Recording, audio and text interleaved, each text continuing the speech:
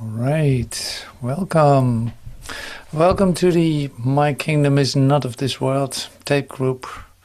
Happy that you're here, and I hope, I hope that you had a good Valentine's Day.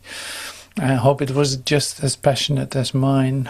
It was just wonderful to meet also in the passion we feel as love for each other, and recognizing that as a divine love. So today we continue with My Kingdom is Not of This World, and we do that with a very specific tape, and that's tape 513A, Attaining Grace. And that's quite a source of inspiration. Attaining Grace is as an idea incredible, because it's like, yes, I want that. Yes, I want to attain grace, but is there anything I can do for that? Or how does this work with the idea of grace? And that is exactly what we're looking at today, because like everything comes by grace, by the presence of grace. This is one of the, this is a contemplation that we're going to do in a moment, recognizing that exact point, like attaining grace, shifting, allowing shifts in our consciousness in which that is given. Like that is the real occurrence, basically, to have grace come to us, to have everything done by grace instead of individual, so-called individual power, or by your might and power that we are accustomed to apply in our dualistic world as we perceive it, up to the moment that we give that up and discover there is something else. It is not by might nor by power, as Joel would say. It's like it's not by might or power. And so how can something be accomplished without that? That, like, the world doesn't give good examples of that most of the time. Sometimes you see it, of course, but that's really wonderful. So this is an interesting subject to dive into. Now, actually, I started to call this meeting, like this specific episode, the cloud of unknowing.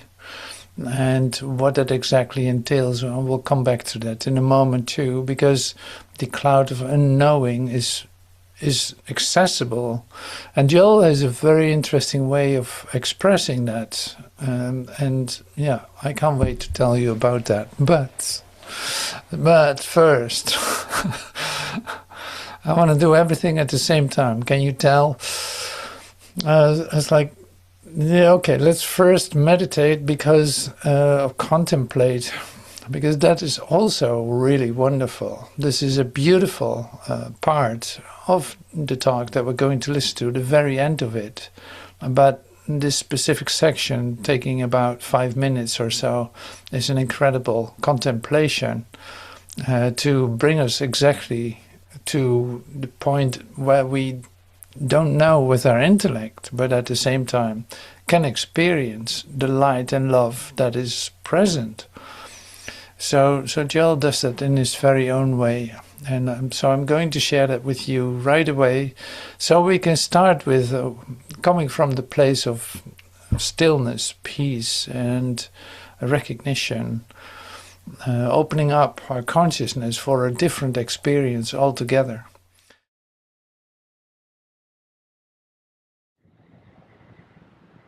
I, in the midst of you, am come that you might have life, and that you might have it more abundantly. I, in the midst of you, am this grace. I have been with you since before Abraham was, and I will be with you unto the end of the world. And you have only to relax in me.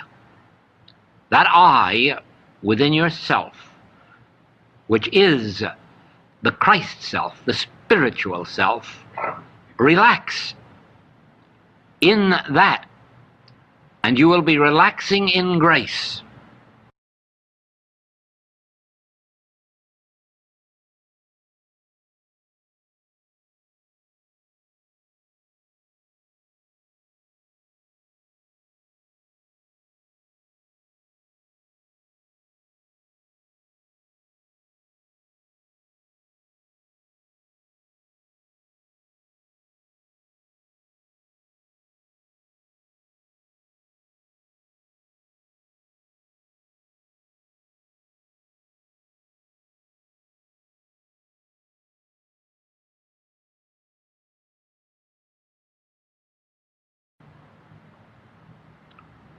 I have meat the world knows not of. And what is that meat? It is the state of grace which I am, which I embody. I can give you water, living water. And with it you will have life eternal. But you see, you rest back in that I within yourself. That I, that gentle I within yourself, this is the presence, and this is the power, and this is the grace that God planted in us in the beginning.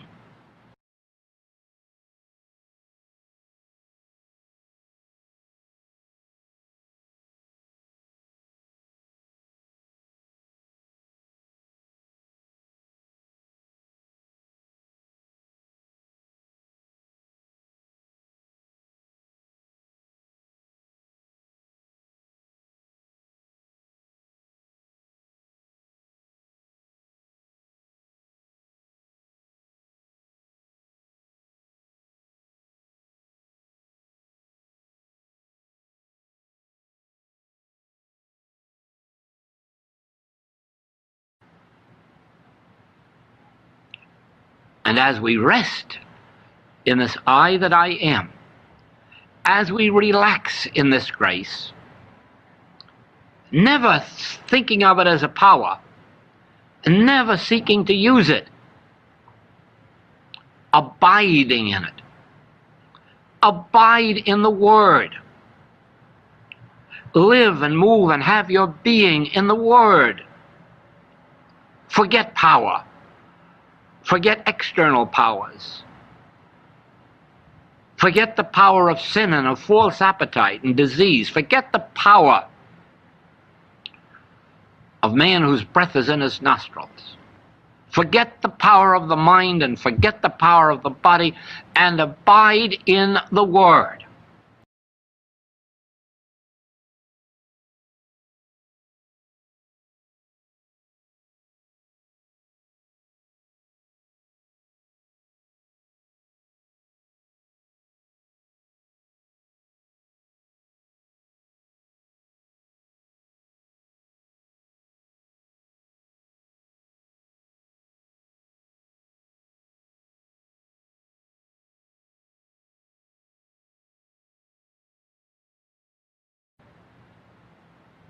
And as you lose all sense of power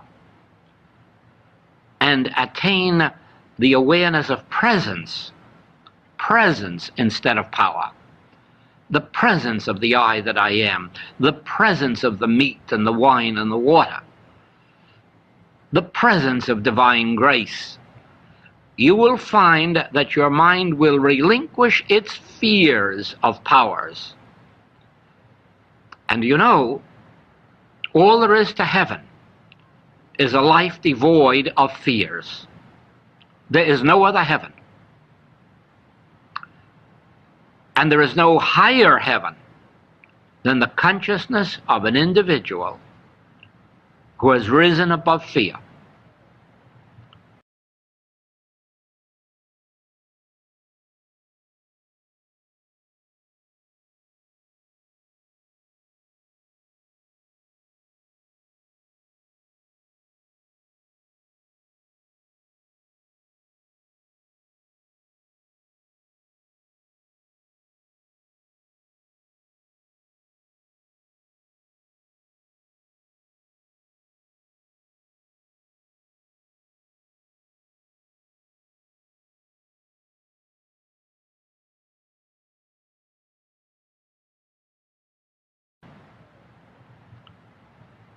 And there is no way to rise above fear if you believe that there is a power. Even if you believe there is a power that God could overcome, you still will have fears that God may not overcome it in time. Therefore, understand the nature of temporal power. It is non-power in the presence of the realized Christ. It is non-power in the presence of the realized presence of the Spirit of God that is within. Temporal power is non-power in the presence of grace. Thank you for joining in this contemplation, which it really is. Now this, like I said, this is only the last 5 minutes of the talk. I don't know about you, but when I listen to this, it's like this entails a summary of the whole Infinite Way and all the writings in it that go with it. So, a pretty amazing talk, really. It's a pretty amazing talk. Joel had before, this is what he shares in the, you might have heard it, but that's interesting too. So he, this year, 1963, he only did. Now it's, I think it was April or something that this tape was recorded. In the previous months for him, he only taught 3 times. So that was totally different. He was quiet. This is really part of the new teaching where he enters in, and you see with so much, say, clarity, and that's why this tape is like, yeah, this is one that you have to have with this series. My kingdom is not of this world. So to place this in the context of my kingdom is not of this world, I introduced the idea of the cloud of unknowing. And this is exactly what Joel will share with us in a moment too, and that is to do with the idea, the infinite way is not a teaching. It is not a teaching. And he says religion, in the pure sense of speaking, is not a teaching either. And this is about experience. And this is about the experience that has everything to do with that which you cannot understand intellectually, but definitely can experience. And the cloud of unknowing was a mystic wrote something to one of his students, in which it's called the via negativa. It's like it was a written script to one of his followers in the 14th century, and it describes really beautifully that you cannot get this with your human intellect. You cannot get this with your understanding. You cannot get this, but you can attain it, like you can receive it, you can come into the awareness of it, and not by your doing, but really by, this is going to be given to you by experience.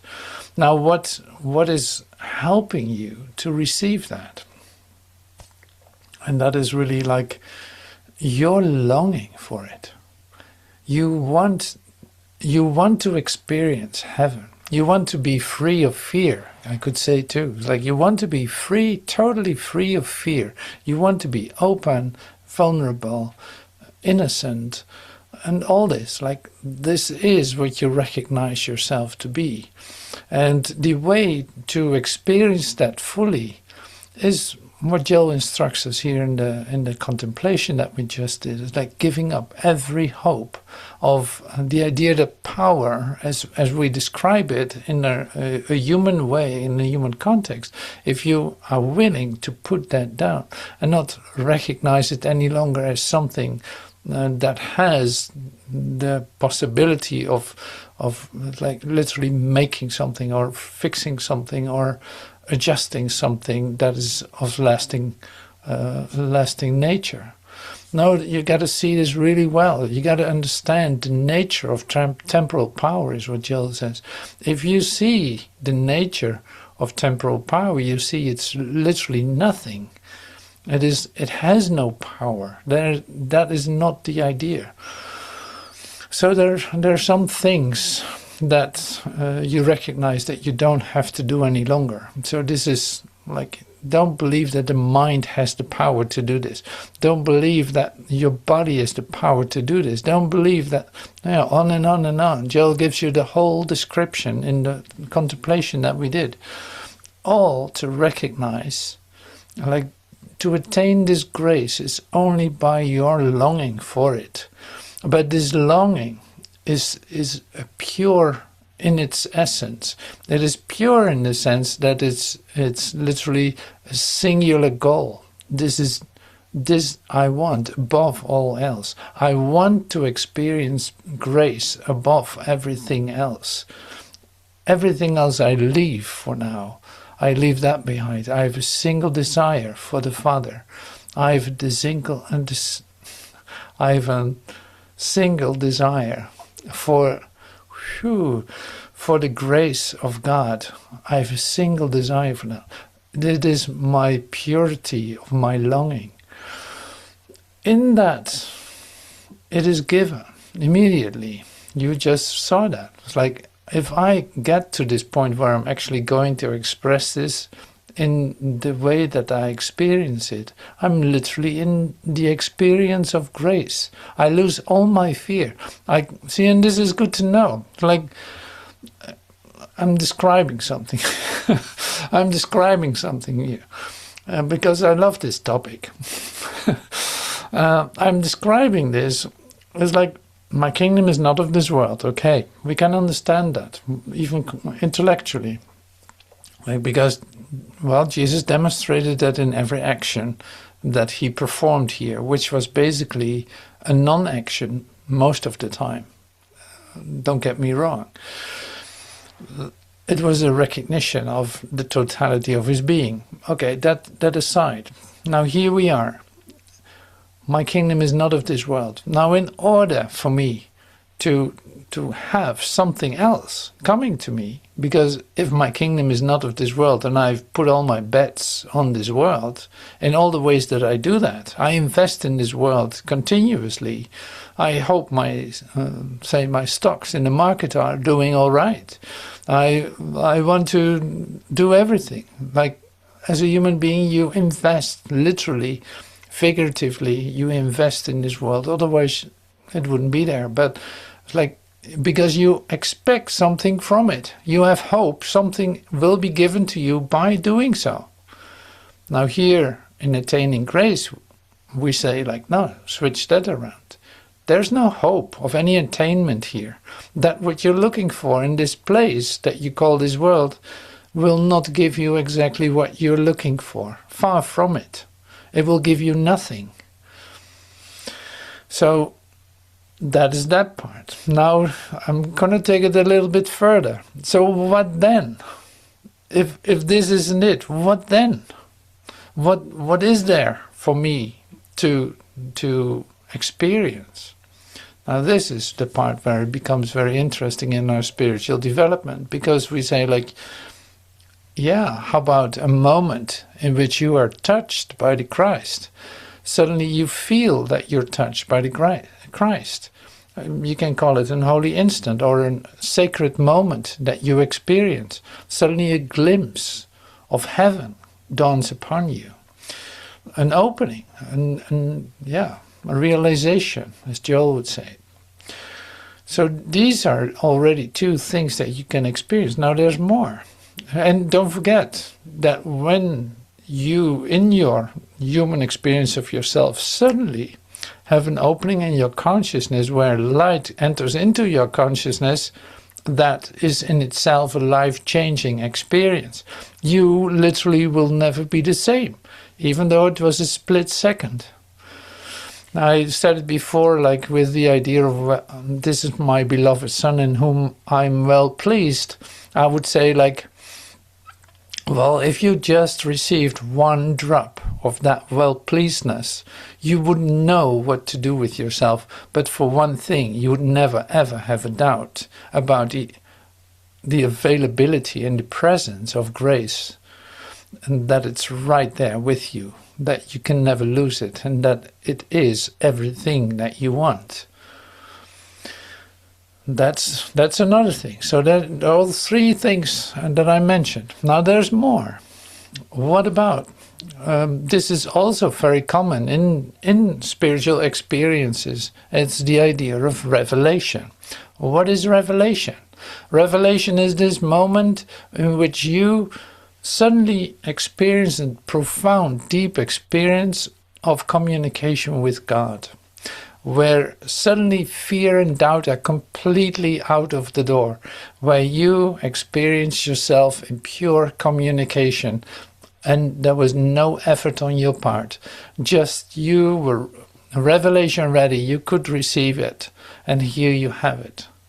Will you ever doubt again? Oh, you can doubt again, but this is an experience that also changes everything for you. It is like you never question it anymore. You can doubt it for a moment, but then you come back to, oh my God, I can't believe it, what is given me. I am so grateful. I'm so grateful for this to have come to me. And I want to discover more. My longing for God is so incredible that I don't know. I don't want anything else. I literally practice this on a daily basis because I don't want anything else. My longing for God is pure. When I allow that, when I find myself in that place, things are starting to open up more and more and more, because there's always more. So in other words, my kingdom is not of this world, is one realization. The experiences that start when you are willing to admit it and literally are searching and longing for God in such a pure and intense way that you start to have experiences, that's the moment where everything starts to open up and you discover I want more. And you feel more and more dedicated to literally give everything to this, by extending this to others, by giving it away, by however this expresses through you. You will be guided along the way. You don't have to make it up how to do this. So you express this, you could say, you express this perfectly in your way. Trust what is given, but don't trust what you think about it. Let go of those ideas. Let go of the idea that something is opposing you. That is not the case. Then look again and try to, discover what it really is that is occurring. So the beautiful thing, and that is what Joel shared too in the meditation, is the idea of, we think that we need to do something when we receive something. It's like when you recognize yourself as, I'm not this, I'm not from this world. I can attain grace. Now what do I need to do for it? Like, you don't need to do anything for it. Your longing for God will literally, it will be given to you because it is given to you. There's no doing on your part. Also not when you receive it. You don't need to do anything with that. It's like, this is a matter of recognizing yourself in who you are. So this is a matter of beingness, not of any kind of doing like you're accustomed to in this world. Now this is really important. Okay, so coming back to what Joel said, I will share with you some expressions because they are also in the tape that we're going to listen to. And there's so much material basically in one tape that this is really lovely. The cloud of unknowing. Okay, so the process is not one that can be described, analyzed, revealed in speech. It has to be experienced. And that is why religion in its true sense is not a teaching. That is why in every Infinite Way book there is a statement to that effect. Please remember, this is not a teaching, this is an experience. Well, see, I'll come back to you in a second to this, because it's like, this is great to hear this. Now you see that in the religions of this world, there's a tendency to teach this, to teach the religion that it appears to be, while it misses the idea of experience. There's like, no, there's a universal experience that we share. If your religion is supporting that experience, wonderful, because then we can communicate. It doesn't matter whatever your religion is being called, the universal experience is still the same. That is universal. So if I start to grab a teaching and start to teach that, in the sense, if I start to take a religion and start to teach that as a teaching, then I miss literally the whole point of what it actually is. It's like a reconnecting with source. A religion, like literally, it's like making a renewed connection with what already was. You cannot remember something if it wasn't a member of it. If you weren't a member of it, you could not remember it. So it's like you are part of this, the child of God, choir of angels, whatever you want to call it. Like you are part of the children of God. You are a member of that. Now you remember that. And this is true for every one of us. There's no exception to that. If I take my religion as a way to teach others and say, like, you got to do it like this, then you miss the whole point. So this is an open invitation to remember the child of God that you are. As an experience, of course, otherwise it would be nothing. Then it would just be words. Then it would just be theory. Then it would just be concepts. So this is really beautiful, the way it says in every Infinite Way book. It's very helpful. Then why so many books, Joel says? To try to educate the mind. What? To lay down its temporal weapons.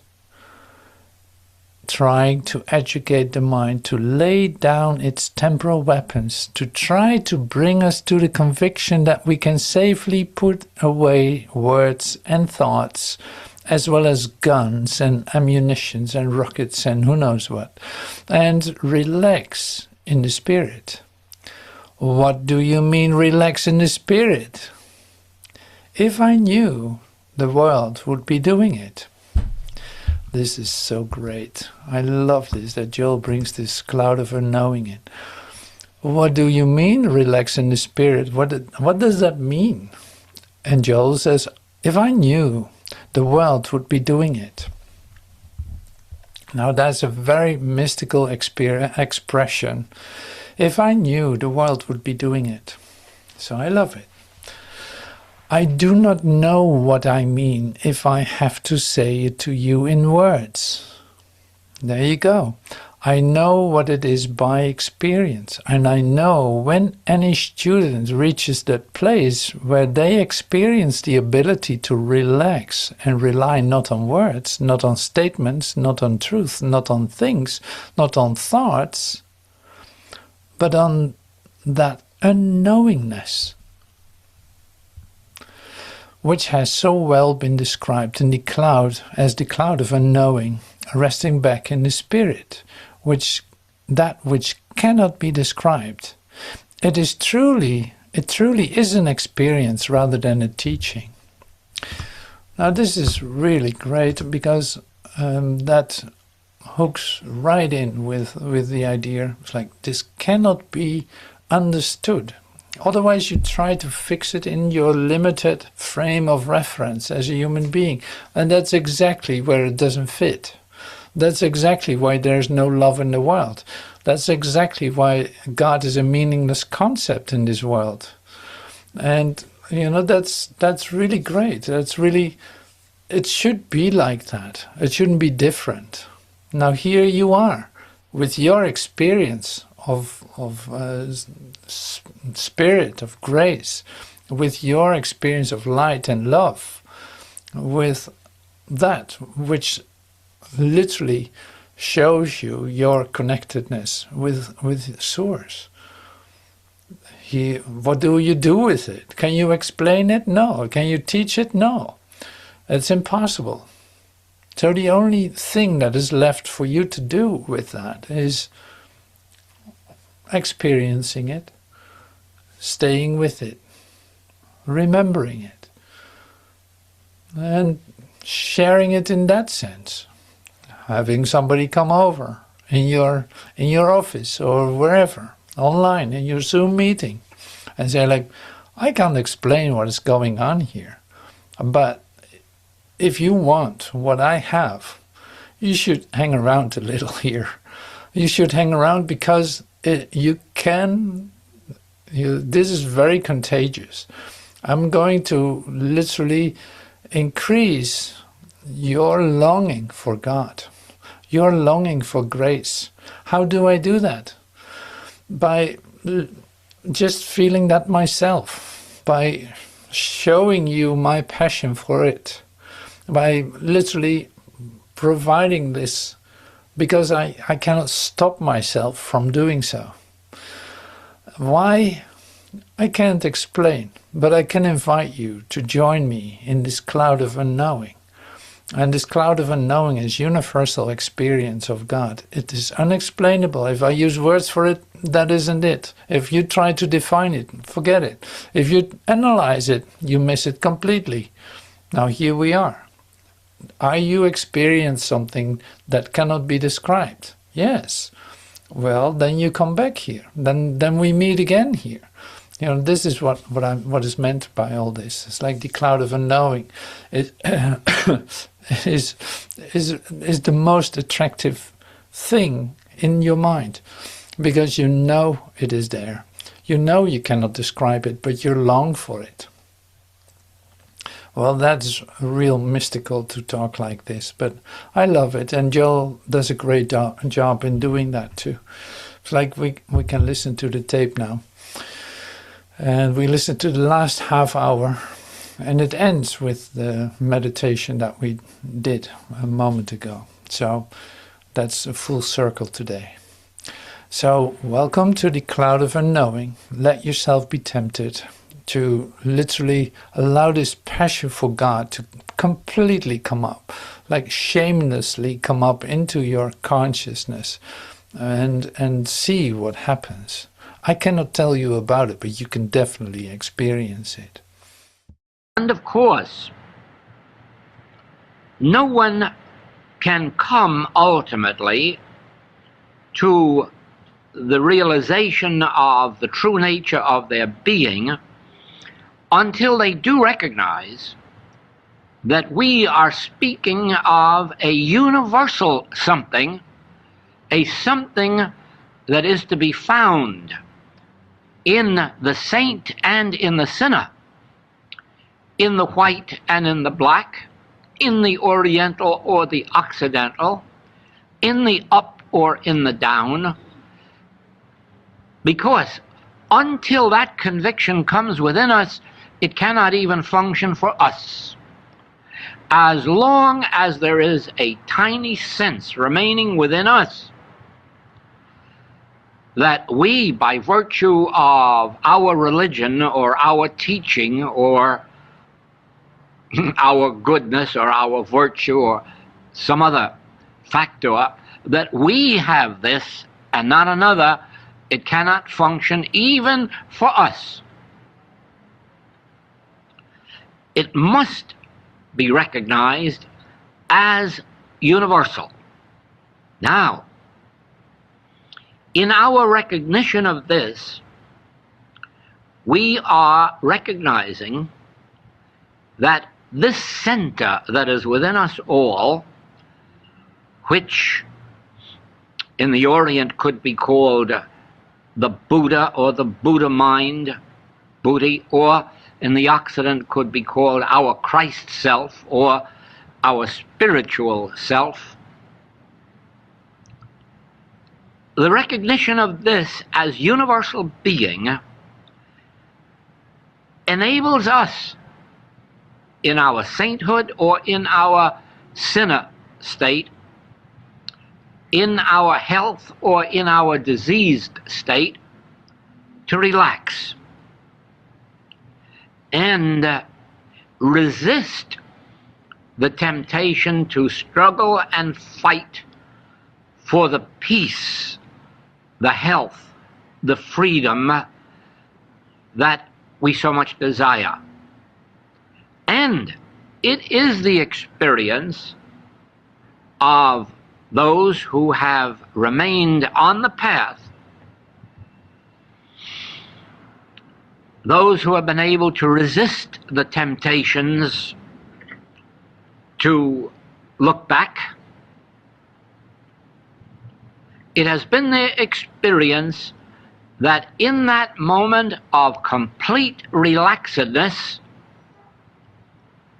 in that moment of complete refraining from mental strife, mental struggle to achieve or to attain or to accomplish, that in that moment, which Scripture calls in the moment that ye think not, in that moment the bridegroom cometh. In that moment the spiritual awareness cometh, the illumination cometh. It is then and then only that the human mind has been overcome as a factor of power, and it resumes its rightful place in our experience. Never doubt for a moment that the human mind is a necessary part of our equipment. But our human mind was not given to us to use as a power. It was given to us as an avenue of awareness.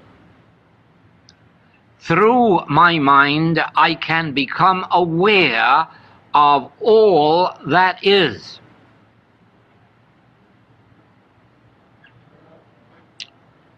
Through the mind, I can read books and attain knowledge, or I can learn orally and attain knowledge. I can study, and through my mind learn everything that is necessary, even a lot of things that are unnecessary, but still delightful. And then I can use the mind for a higher purpose, as an instrument whereby I can draw from within myself. Now, there are many layers of myself. There are many layers of yourself. If you are a musician, you can learn with your mind to turn within yourself and draw forth not only more music, but more knowledge of music than you ever have learned by the study of books. Any subject in this world that you wish to learn more about, after you have finished your studies in the external realm, you can turn within and learn more about that subject from within you, as an impartation from these deeper layers of yourself than you ever learned in school.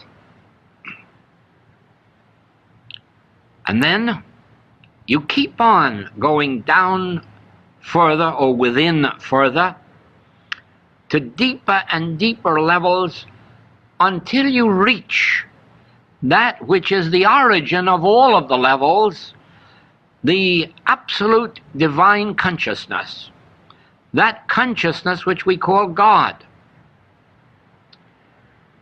the infinite consciousness, the immortal consciousness, the all-knowing consciousness, the omnipotent consciousness, and which you must never forget is the omnipresent consciousness, so that the place whereon thou standest is holy ground, because right where you are now, or at any time of the past or future, in that very place, you can turn within and keep going within and within and within until you finally reach it, because it is where you are, since I and the Father are one. And it is in that oneness, that relationship of oneness, that I receive the assurance that I can keep going deeper and deeper and deeper within until I touch absolute bottom, which is the absolute top, which is the absolute height and depth and breadth and circumference. And then, coming to me through my mind is the wisdom of the ages. But the wisdom of the ages is a revelation of the Spirit, which is not power, but which is grace. Now, it has been said early in the century that it is in this century that the secret of spiritual power will be revealed, and it has been. The secret of spiritual power is grace, not by might, not by power, but by grace. And by grace we mean no human effort. No human effort. No mental power, no physical power, just our individual receptivity brings to us the activity of grace, which dissolves these appearances that we call temporal powers. Now, the world is fighting temporal power.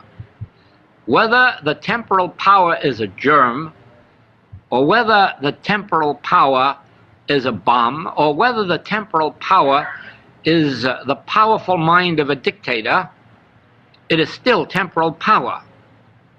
And the secret revealed by the Spirit is this, that in the presence of divine grace, temporal power is not power.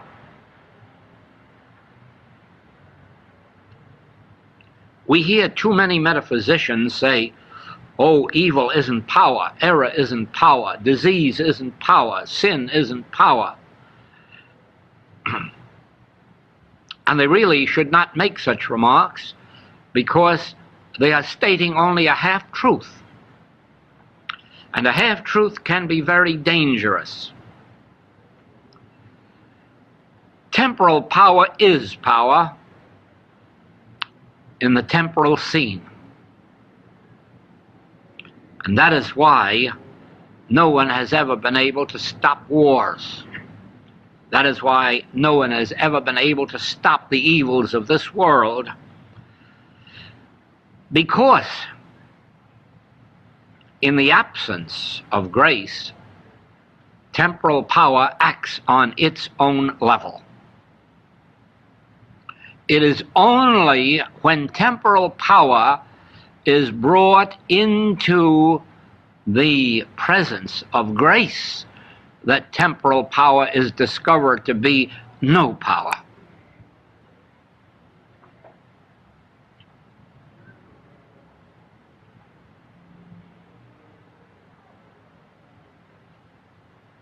There have been many chaplains with troops in action who have proven beyond all doubt that temporal power is not power when they were there. There is a book listing such miracles.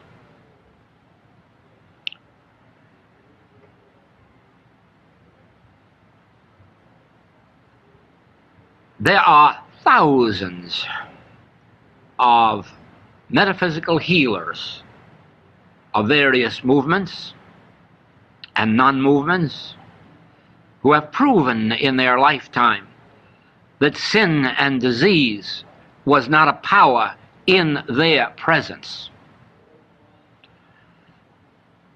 Of course it is a power outside. The Old Testament acknowledges that. 1,000 shall fall at thy left, and 10,000 shall fall at thy right. It just will not come nigh thy dwelling place. And that thy means you who abide in the secret place of the Most High, you who have put up the sword and are abiding not in power, but in grace. And Jesus Christ acknowledges the same thing in the New Testament. If you abide in the Word, if you let the Word abide in you, you will bear fruit richly. If you do not abide in the Word and let the Word abide in you, you will be as a branch of a tree that is cut off and withers and dies.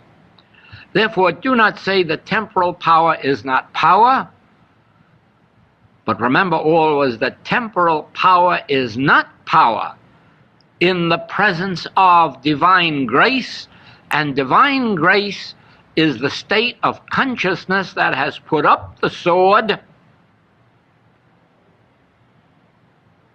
that is not trying to overcome, destroy,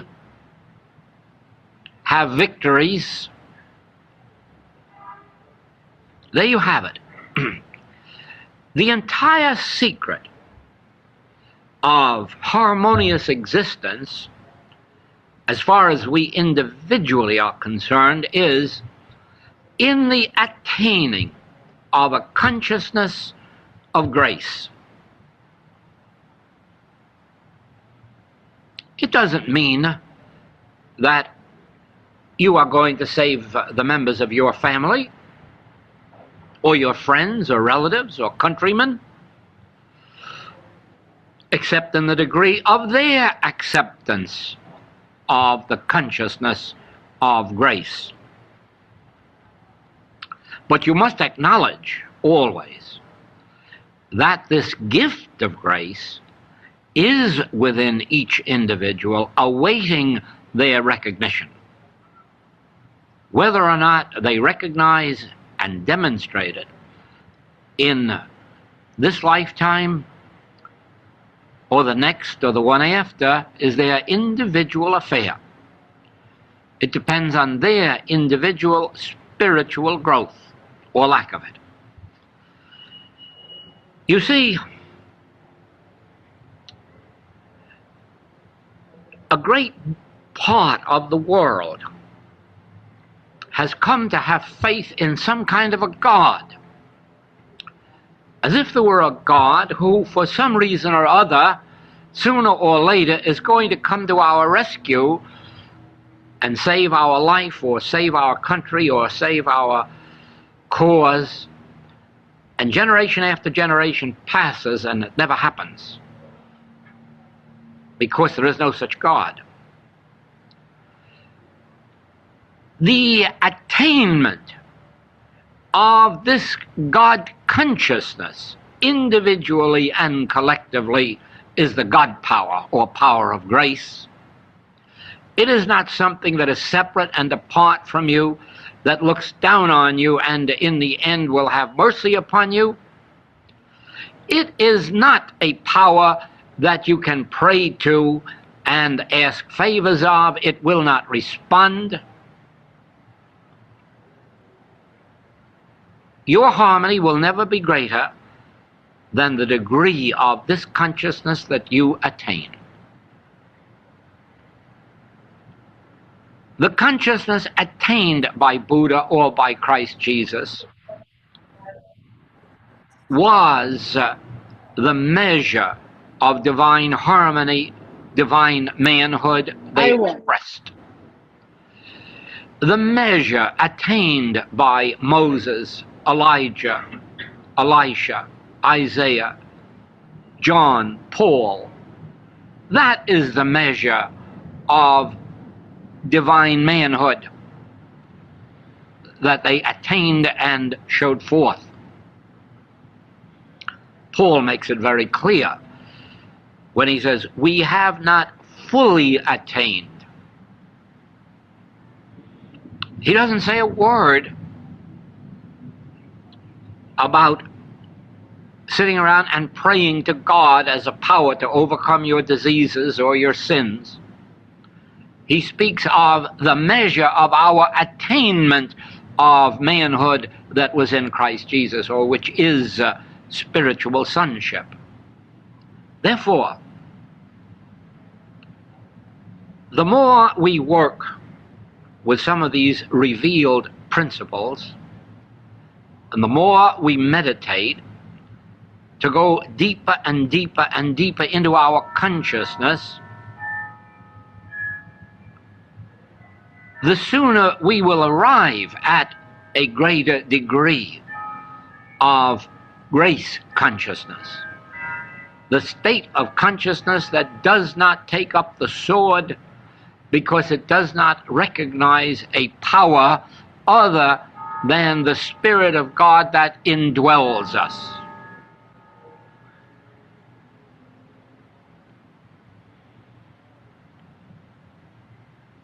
To begin with, this is an individual mission.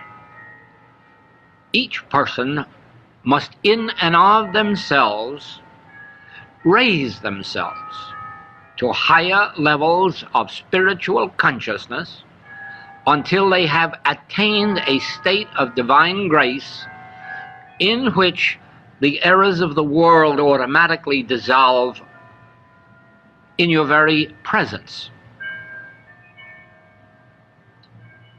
Eventually, you will discover that as each one of us attains some measure of this consciousness, it is automatically lifting so many others that 10 righteous men, 10 men in a city attaining this can lift up the entire city to their level of consciousness, or to some higher level than the human level.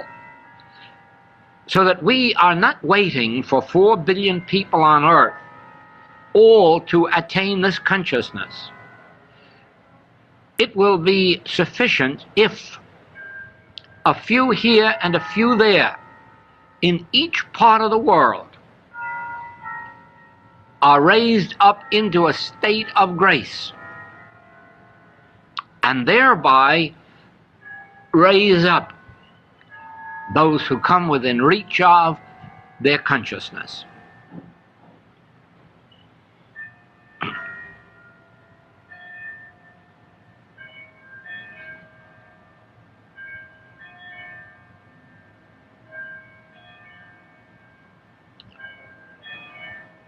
As humans, we never will escape from the state of consciousness that is seeking greater and greater powers to destroy greater and greater enemies. And not only political enemies or national enemies, but the enemies of health, or the enemies of prosperity, or the enemies of individual freedom. Always the human mind will be seeking powers. You will know when you are beginning to be lifted above the human mind, when you find yourself able to settle back more and more, relax more and more in an inner assurance that in the presence of this divine grace, which is my inner consciousness, there are no powers.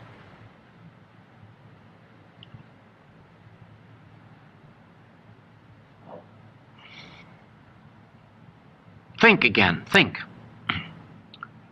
In the presence of this divine grace which is established within me, and which has been established within me since the beginning, since before Abraham was. In the presence of this divine grace, there are no powers. And then relax and seek no powers. No powers in words, no powers in thoughts, no powers in things.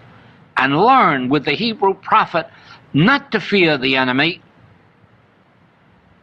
any enemy at any level of consciousness, because they have only the arm of flesh, and we have this divine grace, which is all it is. We, in our work, are approaching that stage or level of consciousness, individually and collectively as students, where more and more we are relaxing and resting in this inner peace. And we know why. Because it never must be blind faith. Blind faith will lead you into sad waters. You must know why you can relax in the assurance of this inner grace. And the assurance comes in words from the Master, in demonstration from the Master, and now in the degree that our teachers and practitioners can prove to you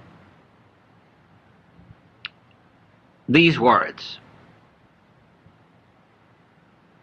I, in the midst of you, am come that you might have life, and that you might have it more abundantly. I, in the midst of you, am this grace. I have been with you since before Abraham was, and I will be with you unto the end of the world. And you have only to relax in me. That I within yourself, which is the Christ self, the spiritual self, relax in that, and you will be relaxing in grace. I have meat the world knows not of. And what is that meat?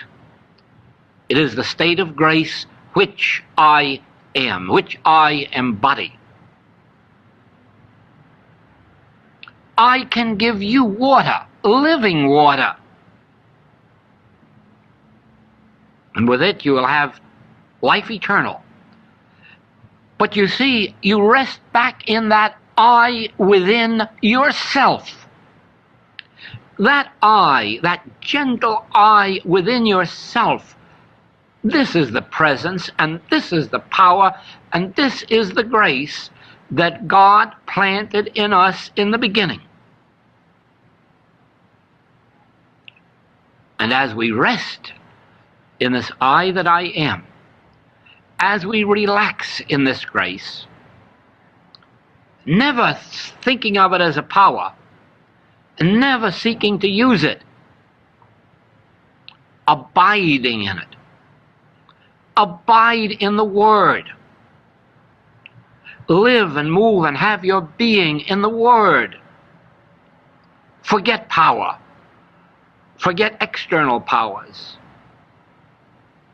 Forget the power of sin and of false appetite and disease. Forget the power of man whose breath is in his nostrils. Forget the power of the mind and forget the power of the body, and abide in the Word.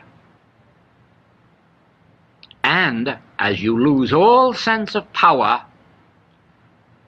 and attain the awareness of presence, presence instead of power, the presence of the I that I am, the presence of the meat and the wine and the water, the presence of divine grace, you will find that your mind will relinquish its fears of powers. And you know, all there is to heaven is a life devoid of fears. There is no other heaven. And there is no higher heaven than the consciousness of an individual who has risen above fear. And there is no way to rise above fear if you believe that there is a power. Even if you believe there is a power that God could overcome, you still will have fears that God may not overcome it in time. Therefore, understand the nature of temporal power. It is non-power in the presence of the realized Christ. It is non-power in the presence of the realized presence of the Spirit of God that is within. Temporal power is non-power in the presence of grace.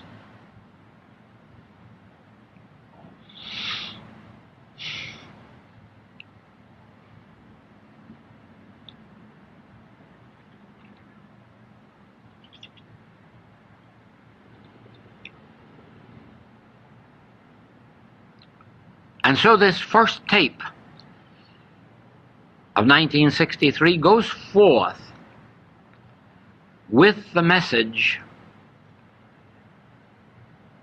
first of all, assuring us that we have in some measure attained this consciousness of grace, and then reminding the students of the step that must be accomplished, the attainment of higher consciousness, deeper consciousness of the nature of temporal power and of the nature of grace. Thank you. All right, thank you so much for joining today in the tape, listening to Joel. Like I said, this tape is full and it's great to listen to again. And so I hope that you find yourself doing so, since it is offering you an experience that is an expression of your longing for God, to turn one on, or to listen, or to read the transcript that you received.